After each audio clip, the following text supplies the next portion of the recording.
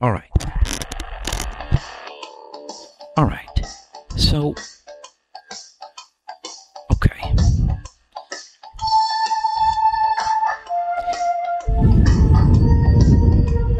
Now, this here is something I call East versus West, a Hollywood horror. A Hollywood horror. Nickelback. All right. East versus West, a Hollywood horror. Nothing's wrong. Nickelback. Yeah, I just did that twice. All right, but seriously. East versus West, a Hollywood horror. Now, let's say you're in the jungle and approached by a hungry, man-eating lion.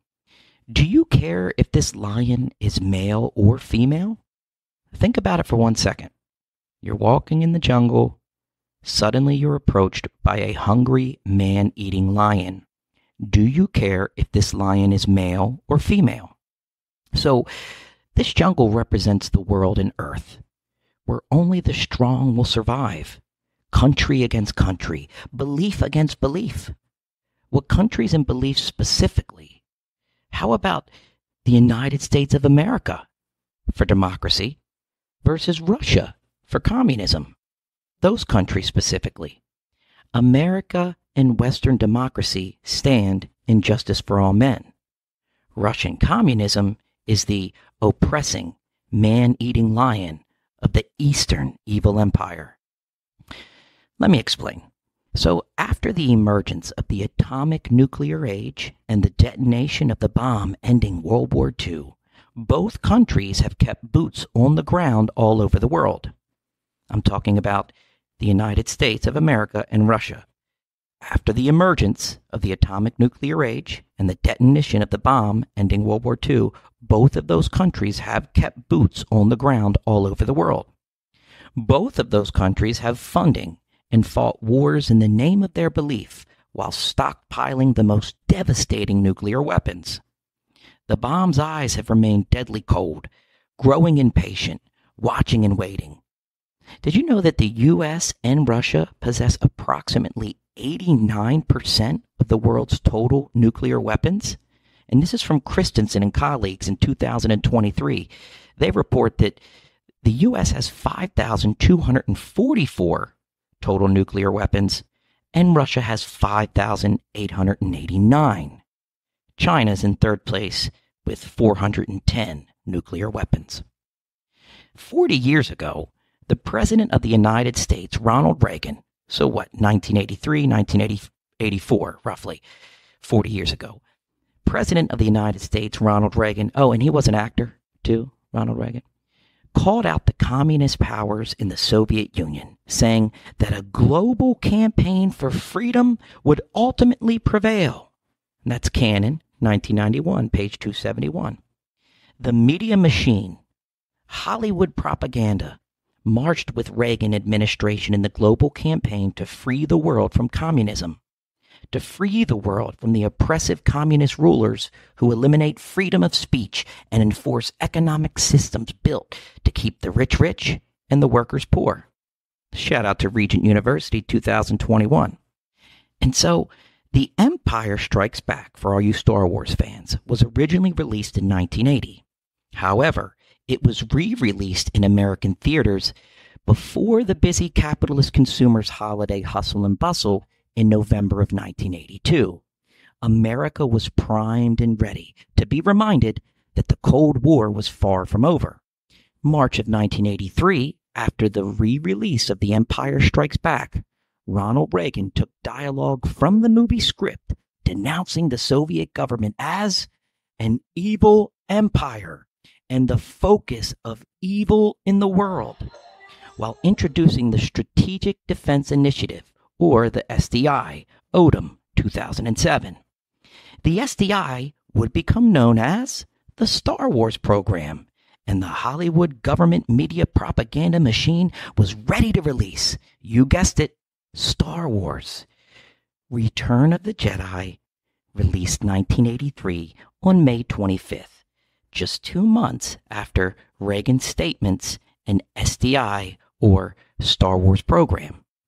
Let's go back to the, now let us say you are in the jungle and approached by a hungry man-eating lion. Do you care if this lion is male or female?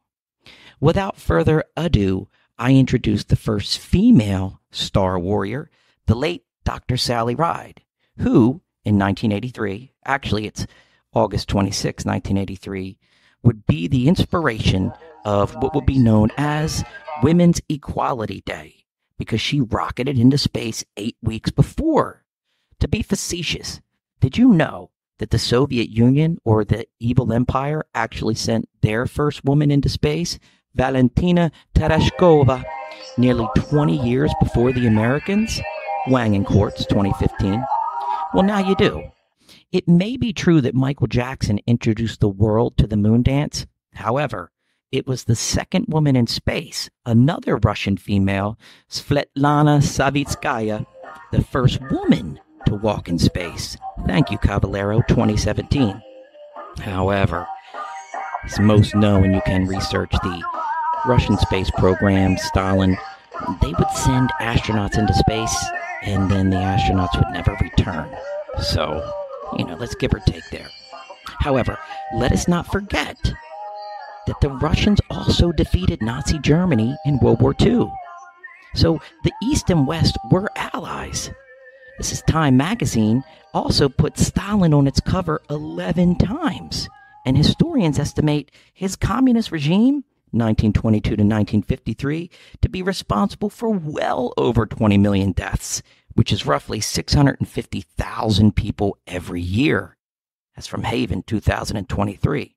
Paradoxically, Columbia's 2011 yearly cause of death in America report was that 874,000 people die every year in America from poverty-related issues. And that was Clark, 2022. What I'm saying is, it doesn't matter if you're in the jungle and a hungry man-eating lion is male or female. It does not matter if the lion lives in the jungles east or west. The reality is that humanity continues to be eaten by democracy and communism. There is no justification for war. Slowly but surely, the lion of democracy pushed its kingdom to Russia's, formerly the Soviet Union's, front door, now headlining the war in Ukraine. The point is, there are hungry man-eating lions, and unless we defeat these lions, they will continue to eat us. This is east, this is west, this is north, and of course, this is south. All right, so that was my little political rant. Today, we're going to look at getting into outcomes, or getting to outcomes. But specifically, I want to take a look at the concept of, well, it is literacy, but funding for schools. So many prevention issues are affecting our children and educators nationwide. At the core of this tragedy is the continual progression of an unequal, growing achievement gap between the nation's wealthiest, white, and poorest students, black. And this is from Turner and colleagues, 2016. One reason this racial gap exists is funding. In fact, North in 2021 reported nationwide, a majority non-white districts get $23 billion less in funding yearly than majority white districts, despite having the same number of students.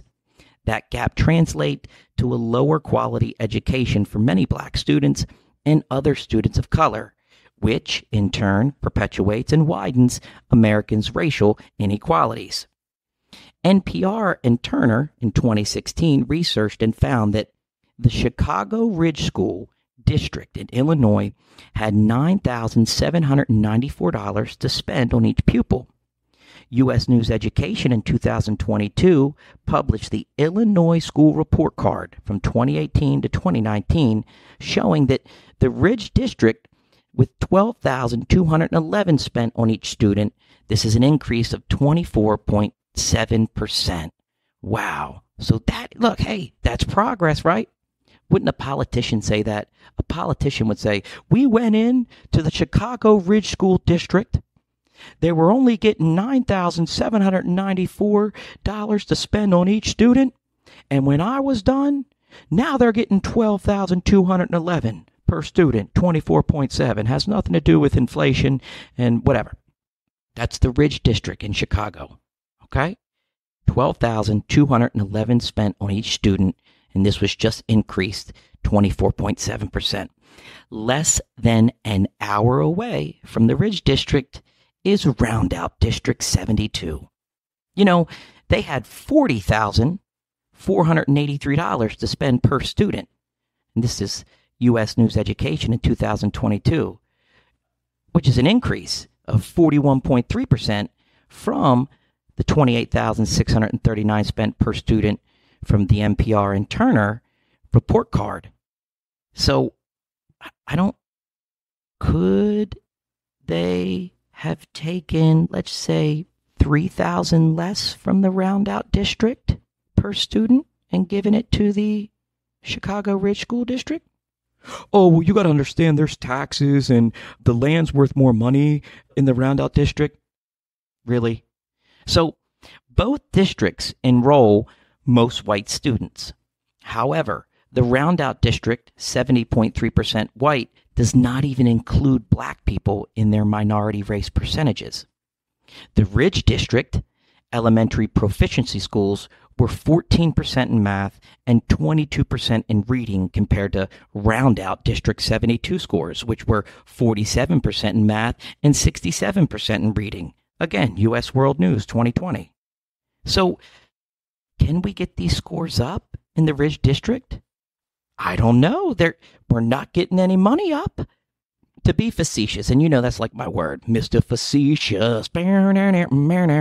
So to be facetious and sarcastic, though completely honest, if you're looking to settle down outside of Chicago, Roundout District 72 includes daily curriculum breaks for students filled with mindful movement, and lunch is cooked on site, including a daily vegetation option. Oh, and before those district revenue percentages increases, which occurred from 2014 up through 2019, Roundout District 72 teachers, guess how much they made? $90,000 per year. So you should not have to worry about your child going to college because their teachers are obviously college professors. So how can we get to outcomes?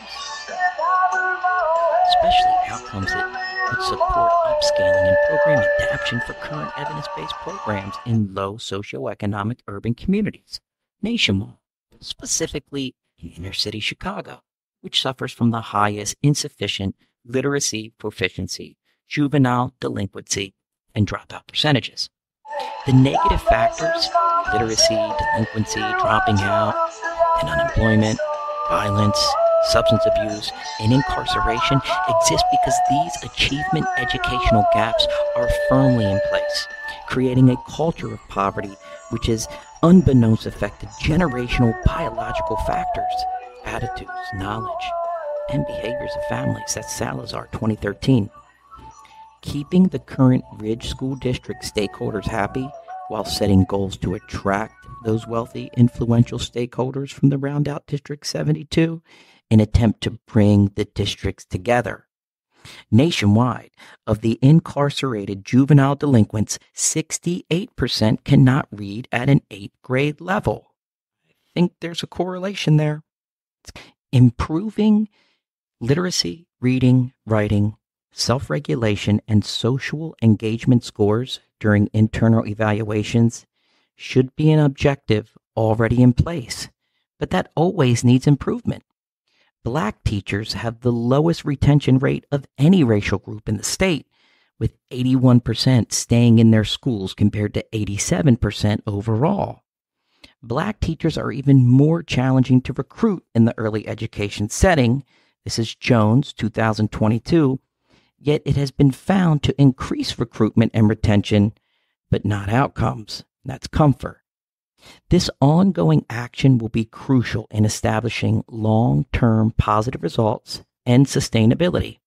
Upscaling the current organizational capacity of programs in the Ridge School District to a model evidence-based program for teachers, implementing the promising, effective, positive curriculum is impossible without a few incentives for teachers and more money for those students.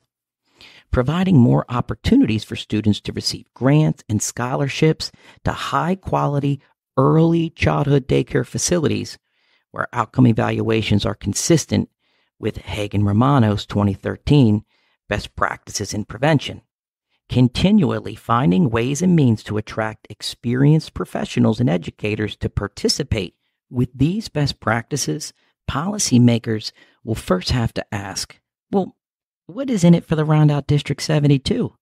How can political advocates fit these significant changes occurring in the Ridge School District to become a more unified area?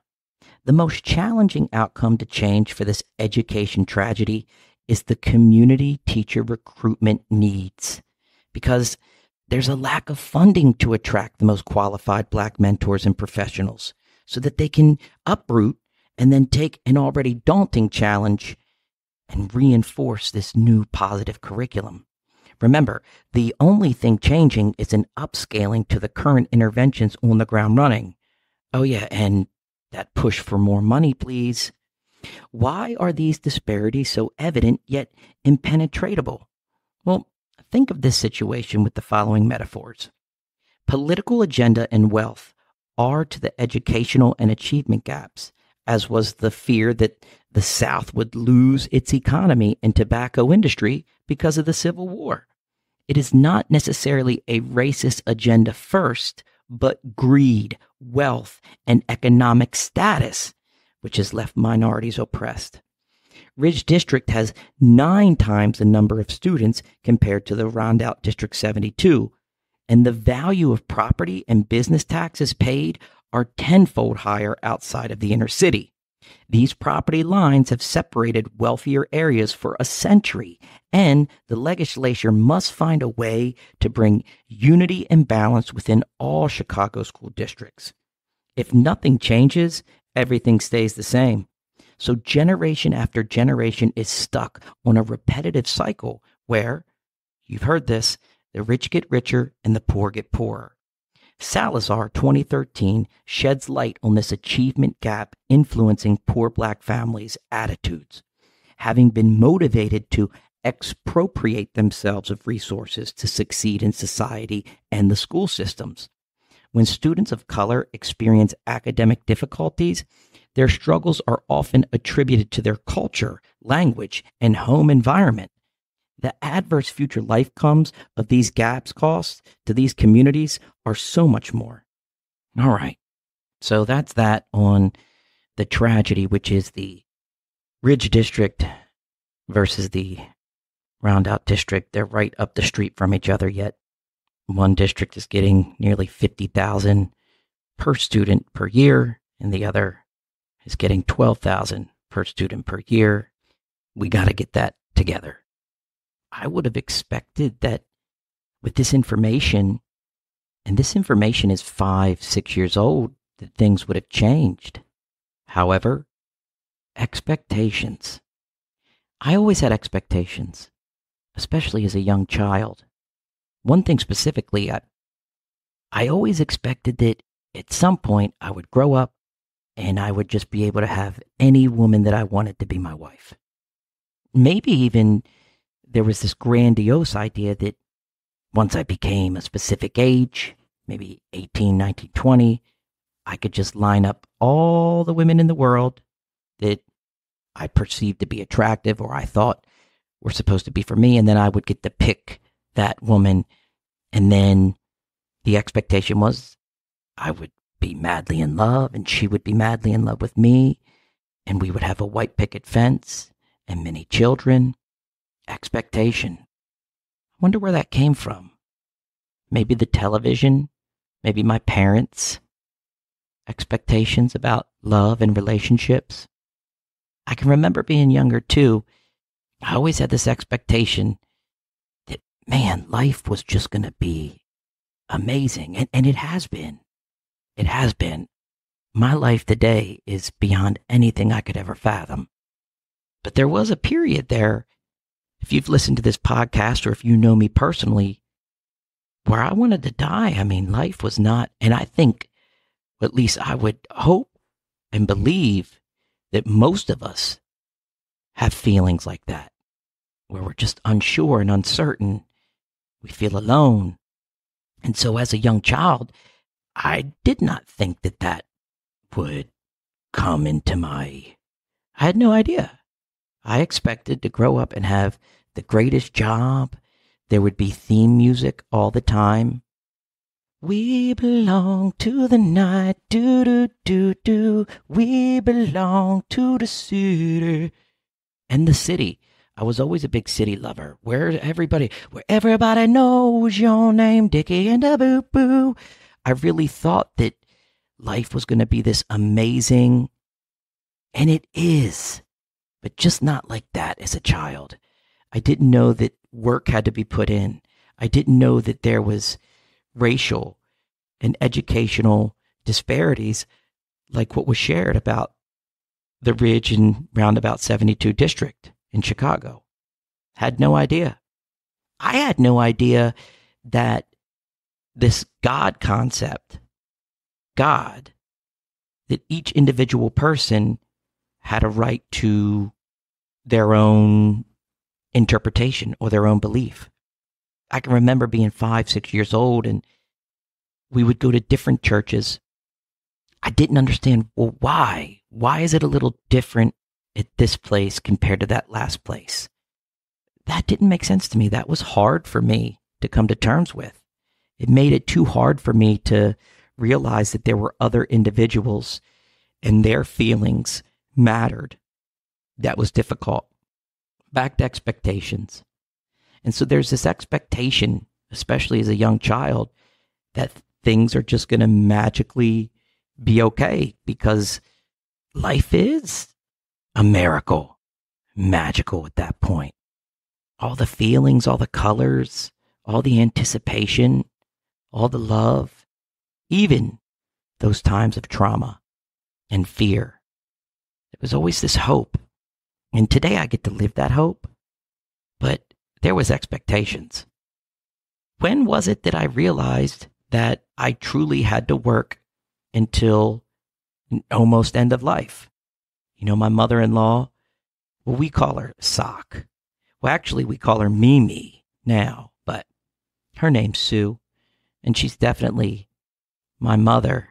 She's definitely taken a critical role in my life over the last few years with the passing of my mom. But, you know, I'm talking to Mimi, Sock, Sue, and she's reminding me that, you know, if this country doesn't get things worked out, that it's very possible Generation X, Generation Millennial, there's not going to be a Social Security fund to retire upon. And we already raised the age from 62 to 65. My expectation was at a young age I was going to be rich, like her son Brian Tucker, who's rich. But when was it that was like, hey, listen, you have to work from I started working at 12 in a crab house. Shiloh, who passed away young, worked in his crab house, Kaler's Crab House. At 12, I bought my first car, started paying rent in high school. I mean, well, I was partying and I thought I was using drugs with my family, so I thought that I was an adult. So, you know, I'm going to be paying some rent up in here because, you know, I'm an adult, but I wasn't. But, you know, Mimi reminds me that we work our whole life. I started working at 12, and allegedly, with the expectation today is that I'm a work till I'm 65, full time, depending on this whole pension and all these things. That expectation, the expectation that it's not that life isn't wonderful and great, because it is, but maybe not for everyone. You know, I don't know if you know this, you may not, but 5 out of 6 adolescent girls in Africa make up the HIV AIDS population. 5 out of 6 of all cases are adolescent girls. Crazy. And here I am in America. I get to go to the store. All right, let me see. When I say let me see, I'm looking at the toilet paper section. Let me see what's going to be best for my butt. Let me save my ass. I can choose any fast food restaurant In fact, I can pass the same fast food restaurant brand in a 10-mile period in case I missed it the first time. So blessed and so lucky, but yet also so misinformed, and as a young child, so incapable of fully grasping what it would be like to be an adult and to grow up. And even grief. I started losing loved ones young, 6, then 8 or 9, then, a childhood friend at 12, and then it continued to compound, especially as the disease of addiction progressed in my life and all of those around me. And then, of course, it's practical to say as you get older, you see more of that, right? More death, more physical death. That's another expectation and maybe that gives me hope and faith. That early connection that I had with my own safety, my own interpretation of God and what was protecting me. I always had a belief that I would live forever and that life would be okay. And so far today, it's turning out that way. And I believe that life is going to be okay for humanity. I do. Artificial intelligence. On the contrary, I think artificial intelligence is actually going to bring us together and bring us to peace.